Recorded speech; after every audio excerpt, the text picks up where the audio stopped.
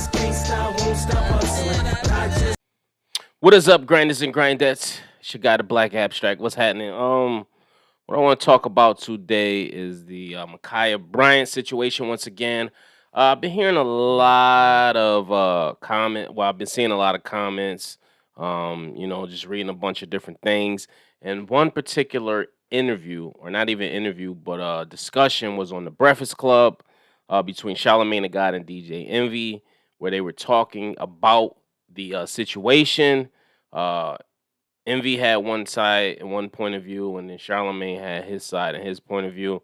So just want to kind of break down some stuff from my point of view. But let's take a look at what they were saying, and then I'll give you my take on it. Is the young girl who was getting into an altercation at her house. She called the police and said some girls or women were trying to jump her. The police pulled up and she had a knife and was, I guess, on the way to maybe cut or hurt another person. The cop hopped out and shot her. Now they're saying the cop who shot Micaiah was military trained marksman. So he was a marksman, a military trained marksman. So he definitely could have shot her in the leg or something. Then. But that's not the way police officers are trained. That's not the way that they're trained. They are trained to shoot to kill, not to injure, and they're trained to shoot at the biggest, part of your body that they can aim at, which is usually the chest area. So, it's the biggest target. So But that's being what that he they're was a trained to marksman, he'd be trained a little different, though, right? shoot. But usually when they say marksman, it's usually long guns. It's usually rifles. It's usually things like that, not necessarily your handguns. So as you can see, he's trying to reiterate the point that a lot of people have been saying about officer shooting her in the leg. I don't know if you guys are gun owners. I'm a gun owner, and I think my aim is hella good. But you know how hard it is to shoot somebody in the leg in a decent area where you don't cause bodily harm, especially when they're moving away. Uh, it's hard, and you could possibly miss and hit the other. You could hit the girl. You know what I mean? That was another argument. Well, he could have hit the girl when he was shooting her. Well, he's a trained marksman, for one, and that's why they aim for center mass because it's a bigger area for them to hit. And obviously, he was comfortable with taking that shot. If an officer wasn't comfortable with taking a shot, they wouldn't have took that shot. Not saying it's right. Not saying it's wrong. I'm just telling you this is just my observation. But yeah, aiming for a leg shot can be fatal, just as fatal as shooting somebody in center mass. Let's keep listening. Well, the neighbor came out, and the neighbor's name is Donovan Brinson, and this is what he said about the shooting. It shows. He literally got out of his vehicle and had seconds to respond. So the video doesn't lie. I mean, there was an altercation. He responded. He reacted with what he thought was his best judgment. Whether that means he tried and go for the leg, which I don't think he had time to take aim and go for a leg, to be honest. So he did what he thought was best. I didn't even think about the time issue. Yeah, he was split second. He just tried to make a split second decision. Um, yeah, and this is the neighbor. This is somebody who witnessed the whole thing firsthand. So you gotta think about how fast it was happening, how officers trying to react. Uh, he thought this was the best option to take. Let's continue to listen. I stand on the fact that I think it was excessive, and I do not think that young girl should be dead today. Even if this is one that's legally justified, sadly, it doesn't mean it's right because police have shown us over and over that when it comes to black people, the only way they deal with us is fatal force. It's just way too many examples of police officers, being threatened, themselves being threatened, with knives from white folks and not responding in that way. I've heard social workers say they've broken up knife fights. I refuse to believe that was the only way to handle that situation is by shooting her 4 times. Yeah. Yeah, but the thing is, he talking about different cases and different situations. Thing is, this is a particular incident. We're talking about this incident. And the thing with Charlamagne is he has, I don't know if he does this just to play devil's advocate for the show, but it seems like he has the inability to put himself in the other person's position or put himself on the other opposing side. It's always one-sided with Charlamagne. Don't get me wrong, I love Charlamagne. I think what he does for the culture is great. He's an entertaining person and figure in the culture. But when it comes to certain things, even with certain artists, he has the inability to see it from another perspective and he has a lot of bias. He has so much bias in his opinions.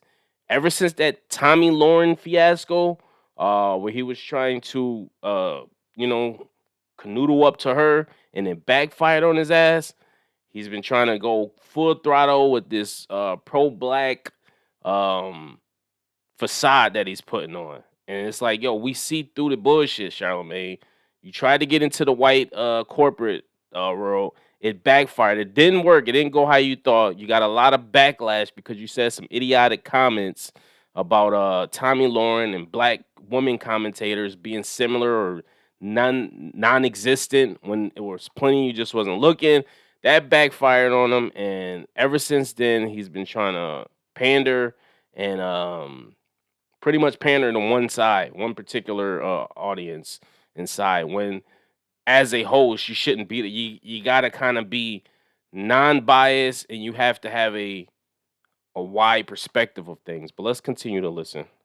I don't agree with you on this one. I mean, a cop got a call that said that, these women were jumping somebody. They hop out the car and see a woman, going at another woman with a knife. Yeah, maybe if they would have shot her in the foot, who's to say, or shot her in the leg, who's to say that she still couldn't stab the young girl? So you don't think 4 times was excessive? No, wow. I honestly don't. See, now that's arguable. We could say, that's arguable. I said before, I don't think he should have shot her that many times. But then again, every situation is situational. We don't know what he was thinking in that moment. We don't know. Obviously, I wish she didn't get shot at all. I wish the situation could have been prevented altogether. But that excessive force, like I said, that's up to your opinion. I don't know how officers are trained. From what I hear, they're trained to take down, and that's what he did. And the reason I don't think that is because everybody sees one side. But now think about the other side. Think about that was your daughter about to get stabbed. You want them to dead. We keep saying that. That was a good point Envy made, though. That's a great point. That's literally what I just said. And I said this about Charlamagne. He has the inability to see it from other sides. And that's on my platform. That's what I do. I try to see things from all sides and then give my opinion based off of that. But yeah, that's a great point.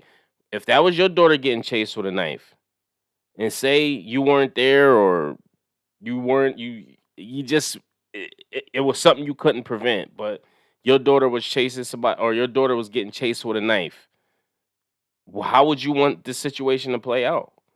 Would you want the officer and say the officer didn't take the shot and your daughter ultimately wind up getting stabbed or cut or whatever? You gotta think about that.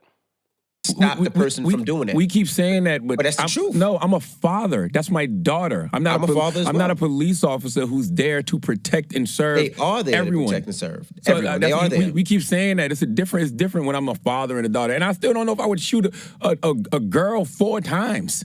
Yeah, but no, that's excessive. You can use deadly force when somebody else is in harm, and in that situation, that girl was in harm. Police officers use deadly force with us all the time. That doesn't mean it. That doesn't make it right. Even when nobody is in danger. That's how That's how. That's true. That is true. That's a good point. But once again, it doesn't reflect the situation that's at hand. He's deflecting right now. He's deflecting because he doesn't really have nothing to go on. Envy's making valid points right now, and he doesn't really have nothing to go on. So he's clinging to all these different. Well, they use yes, that is true. That is true. It's the situation between the black community and the police is predated back to before I was even born. Yes, there's always been issues between the black community and the police. There always will be, I believe. Hopefully it get better, but we're talking about this particular situation. They approach us all the time. Fatal force cannot be the only option when it comes to dealing with black people. There's a million videos you can see of black people complying, black people laying on the ground in handcuffs, black people like in a situation like Michaela Bryant, like the Latino boy from last week in Chicago. It's fatal force every single time. There's got to be another way to deal with us. You can say that a million and one times, but every case is different. And in this case, if I pull up to a scene and see a girl chasing another girl about to stab a girl, my job as a police officer is to make sure that girl does not get killed. Absolutely. And the The law allows me to stop that killing or that stabbing Once by any again. means necessary. Once That's again. what that law Once again. allows me to do. Once again. And on both sides, if my daughter was about to get stabbed, I would want that person your taken daughter, down, yes. shot, or anything by any means necessary. And that's what a cop's job's to do, to protect and to serve. And in And that they don't do case, that. that cop protected that young girl. Now we could talk about every case and talk about, well, what about this case? What about that case? But you can't, you got to talk case by case. Well, let me ask you a question. All those other cases might have been wrong, but in this case, that cop made a split decision to say, you know what, I'm saving this girl's life. Do you really think that cop cared about that girl in the pink? Because if he cared about that girl in the pink, why would you shoot 4 times? She was right there. She could have got hit too. So now it's the cop don't care about the girl in the pink. Now he has no argument right now. That's why I say he does. I think he does this intentionally just to play devil's advocate because he has no argument right now. Now is, do you think the cop cared about that girl? Do you think that? Obviously, he cared enough to shoot the girl to protect her because he saw somebody with a knife coming. I don't think it was nothing about. It could have been anybody out there with a knife, and I think he probably would have shot just in that particular situation. You know what I'm saying? Do we know if he cares about the girl? How will we know that? I just know he fucking. I seen after the video, he was like, "Yo, she had a knife. She had a knife." So that was what was on his mind. I don't think he put up to the scene wanting to shoot somebody, but he saw the situation and he assessed it, and that was the way he thought he was supposed to handle the situation. Whether it's right or wrong, that's up for discussion all day. But like we said, like I said in another video, you can play it a million times in your head. Oh, he could have did this. She could have did this. They should have did this. They should have did this. At the end of the day, it is what it is. The situation happened. Rest in peace. Condolences to the family. Let's keep listening. You really think he cared about that girl in the pink that much? If he cared so much, why didn't he look sad after it was over? Why did he say blue light? How do you know how he looks sad after it's over? What do you what are you talking about, Charlamagne? This dude's an idiot. Matter after it was over. If he was such a good cop like you said, and he was just there to save lives, why was there no remorse? We can move the goalpost. How do you know if he had remorse or not? How do you know he's not at home or wherever he is feeling bad for himself? Just like the officer that shot Dante Wright. You could tell she felt like shit. She resigned. You could tell she didn't mean to kill him. It was an accident, but accident or not, if my gun accidentally discharges and shoots somebody while I'm in the store or something, guess what? I got to face the consequences because I didn't have my gun secure. It wasn't on safety. Whatever the situation was, if my gun accidentally discharges and I shoot somebody by accident, guess what? My black ass getting arrested. What is he feeling remorse? How do you know how? You don't know how this cop felt. You honestly don't know. Every time we talk about the story, we are. But now it's like, did he shoot right or shoot wrong? Okay, well, if he shot right, then how come he looked sad after? Well, how come after he didn't tie his shoes? Like, we can move the goalposts in every situation. But in that situation, that cop possibly saved that girl's life. No, he did save her life. But once again, just because something is legally justified doesn't mean it's right. And I'm not. What the fuck? Did you hear what he said? He did save her life, but just because it's legally justified doesn't mean it's right. What the? Oh my God, Charlamagne, do you hear what you say sometime, bro?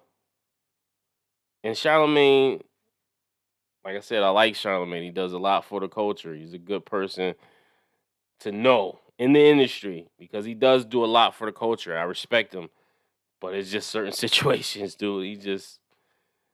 I don't know. I'm saying that he shouldn't have intervened. You just said he saved the girl's life. What are you talking about? You just said he possibly saved that girl's life. Yo, absolutely. But once again, just because something is legally justified doesn't mean that it's right. Just because he could have intervened without killing that girl. I truly believe that. He could have intervened without killing. We don't know, man. You're not a cop. I'm not a cop. Envy's not a cop. We don't know. Everybody that's weighing in are not cops. You know what I mean? But you got to see shit from both sides, bro. You do, man. I hate the fact that it's a young girl without a 15-year-old, 16-year-old girl, dude. She hasn't lived at all. She had a lot more living to do. That pains me. As a father, that pains me to see that girl laying there. But ultimately, I don't know. I'll get into it in a minute. Killing that young lady. I He mean, could we have can say it. intervened and protected that woman without killing that young lady. I watched the could've been. video. I watched the video of a white man getting stabbed in the neck. See, we A talking cop. about another case. No, We're I'm talking not. about another Yo, case. it's common sense. It's not. A cop gets stabbed in the neck by a white Common man. sense. Another case. Chase the white guy with a gun, then put his gun away and then pulled out his taser to tase the kid. That's another case. I saw that video as well. And this is what I said in my previous video when I first spoke with the. If you guys want to watch it, it's a video about LeBron James, but I speak on the situation too.